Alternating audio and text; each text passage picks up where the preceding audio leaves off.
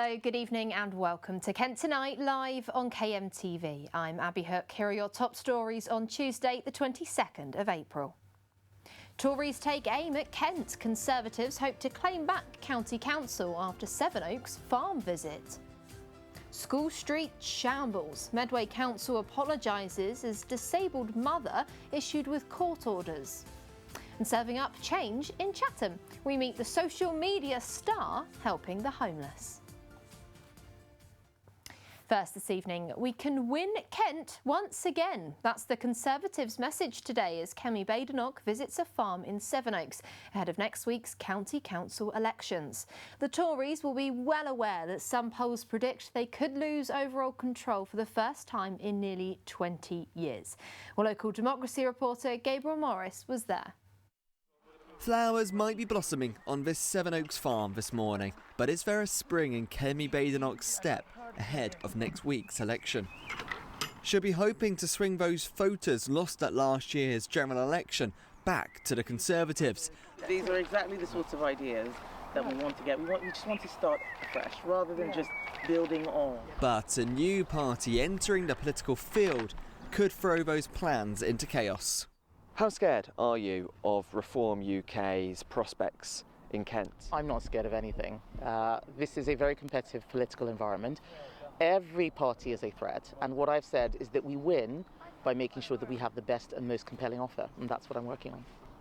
And Kevin, what will voters get in return if the Conservatives are re-elected to County Council next week, particularly after years of cutbacks to discretionary services? We have been living in a very challenging economic environment, and what I tell people is that even within those circumstances, the Conservative councils are the ones that have been delivering. I'm not saying it's been easy, but you only need to look at Birmingham, where they've gone bankrupt, where people paid council tax and yet their rubbish wasn't picked up. Rats are running all around the streets. That's what you get when you treat local government elections like an opinion poll. You need to look at who's going to get you the best services. The Tories have held Kent County Council for most of its history, aside from a brief spell in the 1990s. It should be a stronghold, but is it still? This is what voters in Sevenoaks think. They do better than Labour, do better than Lib Dems, and I don't trust Reform because they seem to be very disjointed at the moment. It's a young party, they've had no experience of any kind of leadership. Politicians now are in it for a career rather than actually wanting to serve people, and they're absolutely in it for themselves.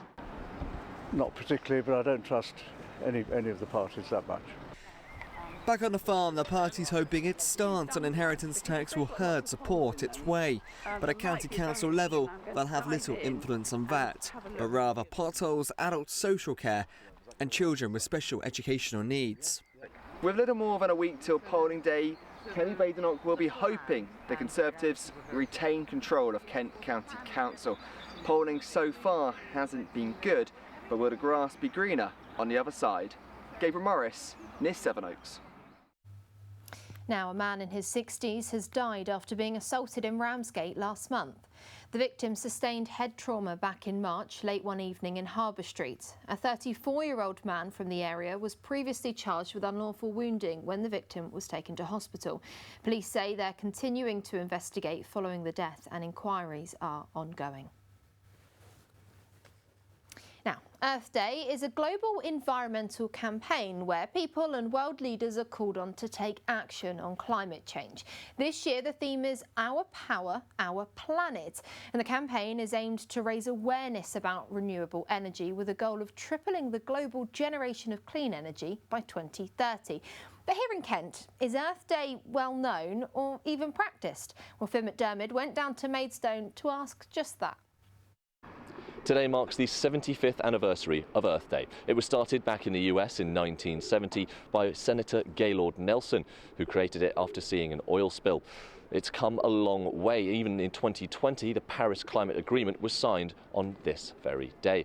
And today's aim is all to unite around renewable energy so they can triple the amount of clean electricity by 2030. But is this possible? And here in Kent, do people actually know about Earth Day?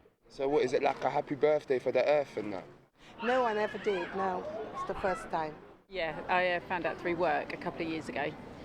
Yeah, I've heard of Earth Days. I mean, it's the 22nd of April. Do you guys know what Earth Day is? Do you guys know tomorrow is Earth Day? No. Exactly, what is Earth Day? But with the cost of living crisis still going on, can people really afford sustainable energy sources, like the ones here on Maidstone High Street? 100%. Cost of living is too much, man. It's too much.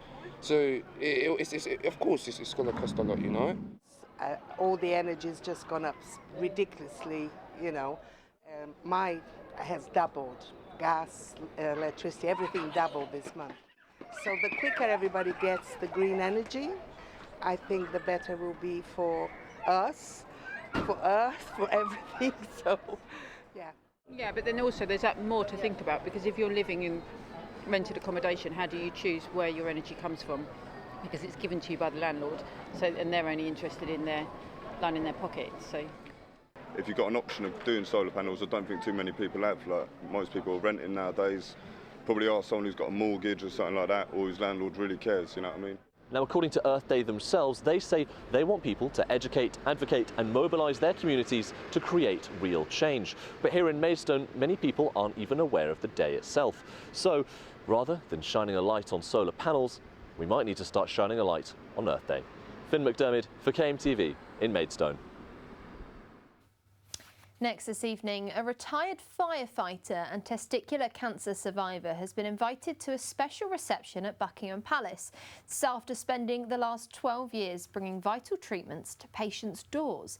Brian Baird drives one of 14 mobile care units operated by cancer support charity Hope for Tomorrow, which helps bring treatment to isolated communities or those who struggle to get to hospital.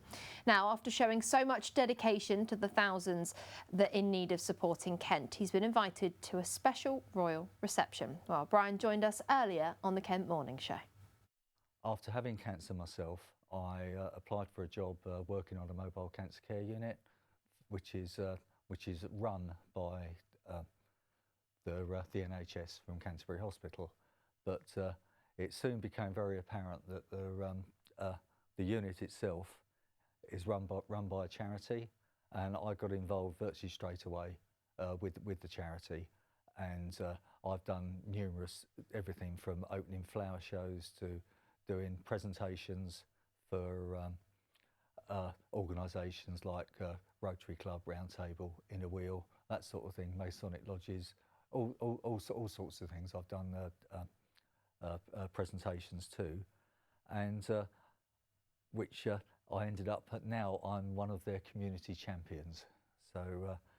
But it's all culminated now with me getting a call a few weeks ago inviting me to go up to Buckingham Palace next Wednesday to meet Charles and Camilla at a reception for cancer charities that make a difference to local communities, raise awareness and support people with cancer, which is exactly what we do. And Hope for Tomorrow is just amazing how it keeps going, but as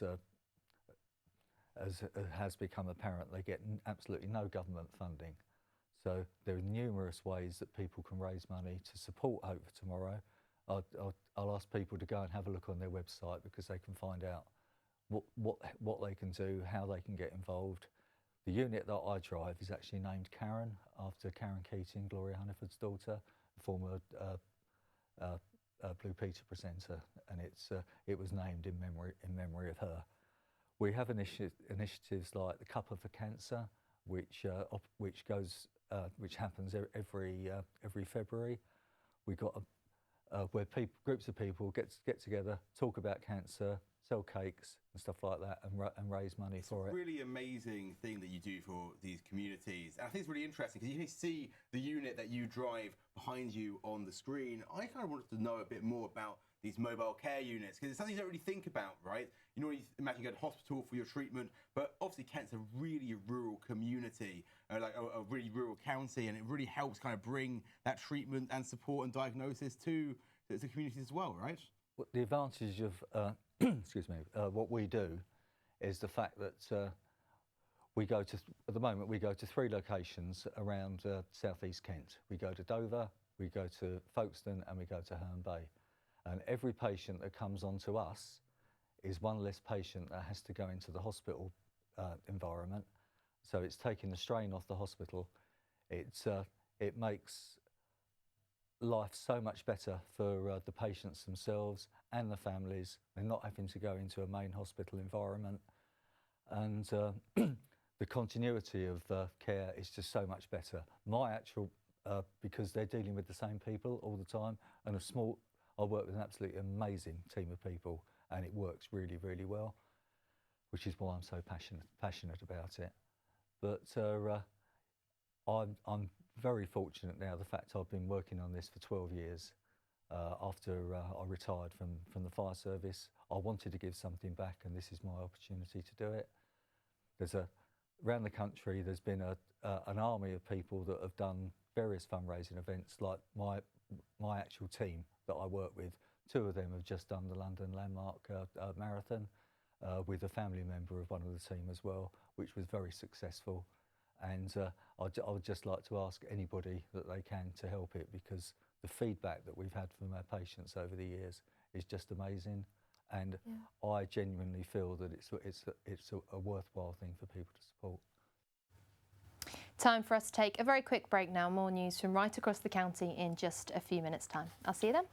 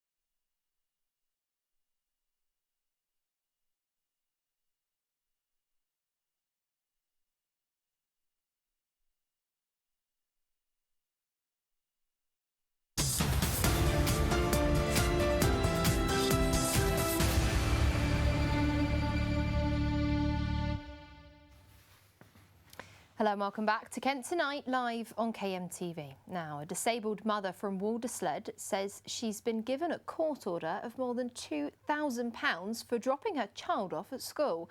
Marlene's daughter attends a primary school on a school street. Although she holds a blue badge and uses a courtesy car, the council has issued nearly 20 fines. Medway Council has promised to cancel them, but local Democracy reporter Gabriel Morris has found out that Marlene is still receiving letters chasing the money.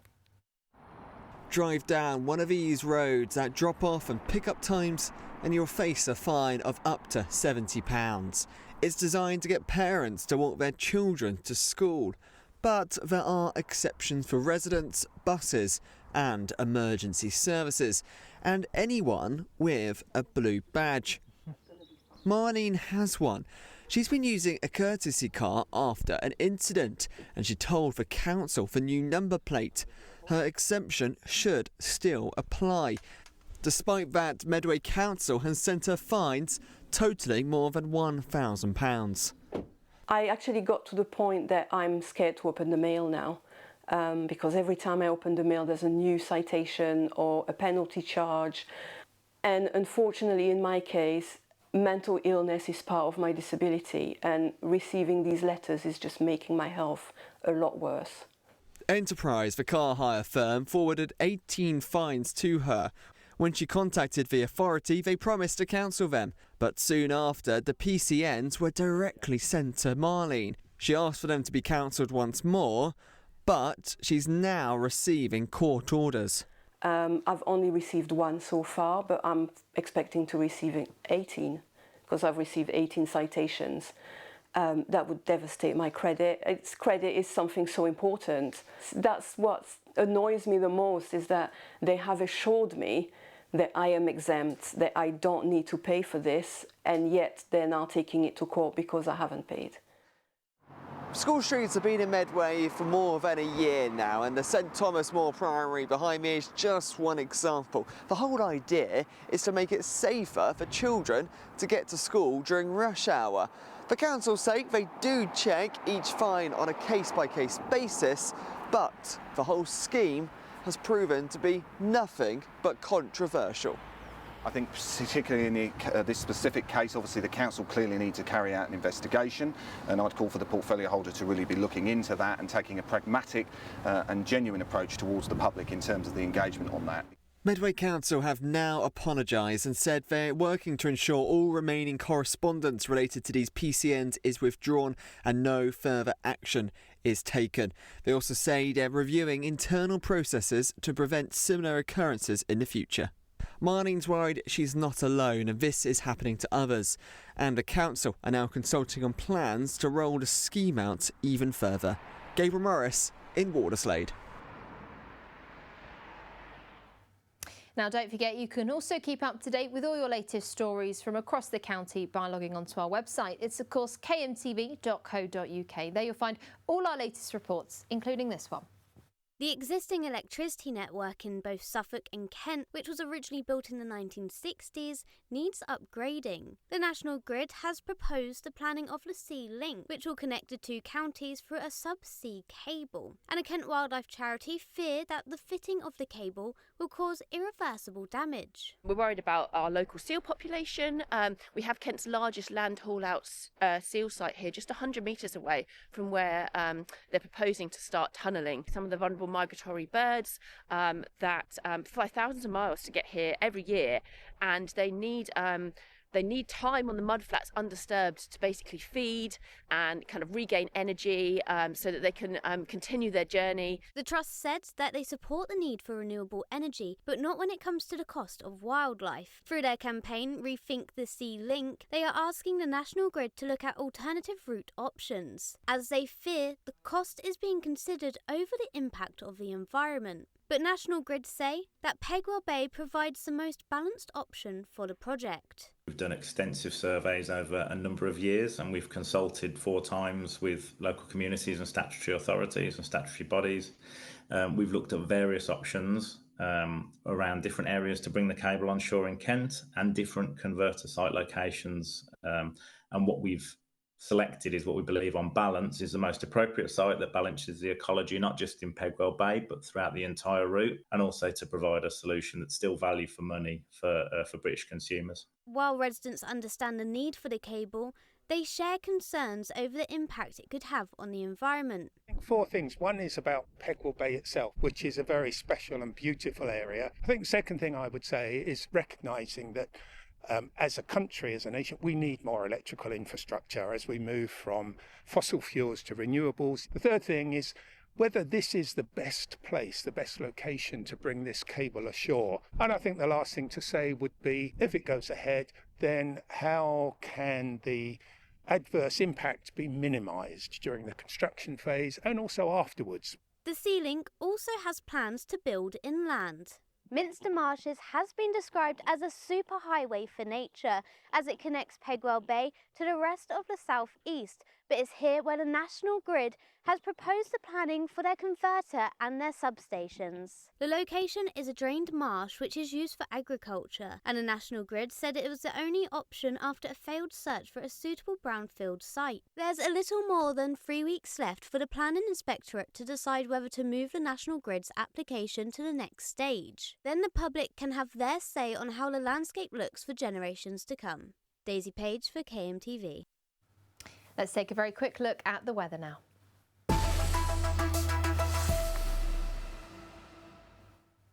Cloudy skies this evening with highs of 9 down in Dover. Temperatures between about 8 and 9 across the county. There's some cloud persisting. Tomorrow morning, rain across the county, unfortunately. Some high winds, especially by the coast there. Drying up by the afternoon, though, and bringing with it some sunshine in some parts as well, just behind the clouds there. Temperatures up to about 14. And warming up throughout the week, that wet weather staying at bay. Highs of 17 by Saturday.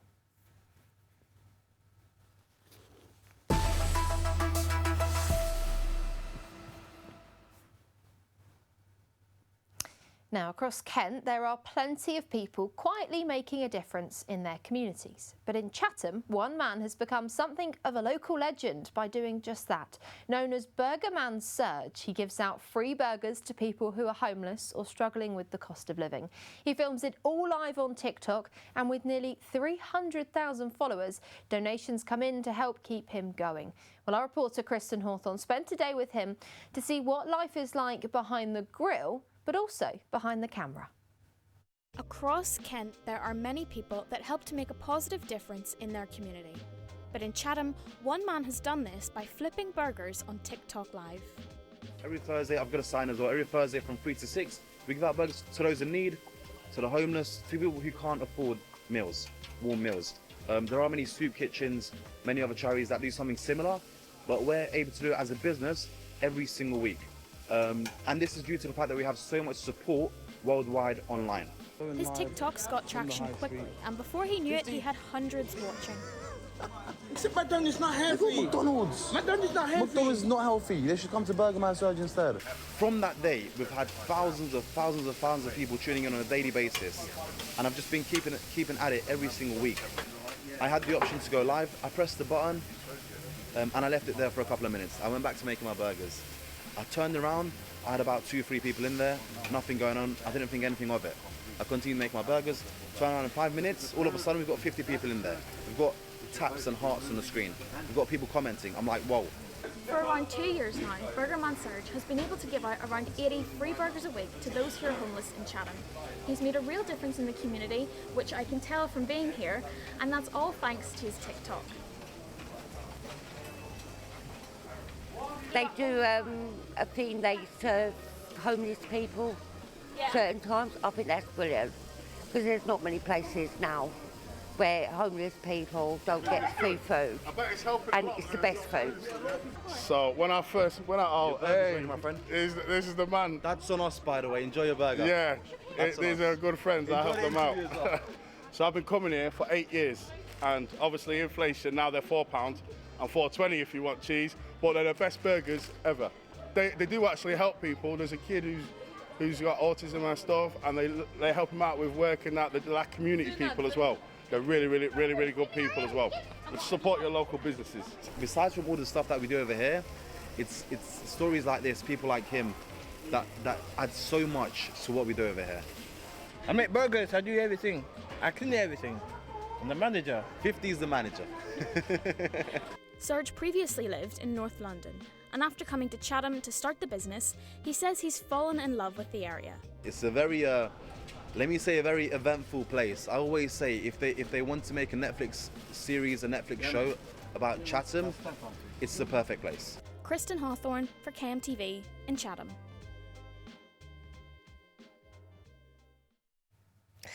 All right, now, just before we go this evening, let's take a look at quite an amusing video that's making the rounds. Well, visitors at Moat Park in Maidstone saw an interesting sight last night. Well, there were more than just ducks at the lake. Simon Reed, a 64-year-old inventor and welder, decided to take his water bike for a spin. Well, he did have fears that it may sink, but he carefully got on the new invention, and although successful at start, as you can see here, pedalling turned out to be quite a bit harder than expected. He actually had to be pulled back in with a rope, but despite that quite rocky start, he's not given up. The water bike has been taken back to the workshop for some improvements, and hopefully he hopes to have a more successful run on the water, but I'm pretty impressed with that. He seemed to go at least 10, 20 feet there. Impressive stuff. Well, hopefully he can come and join us here when he's got the water bike up and running, and perhaps we'll send a reporter down to have a go as well. Seems like something Finn would be up to doing. All right, that's it from us this evening on Kent Tonight. See you very soon. Bye-bye.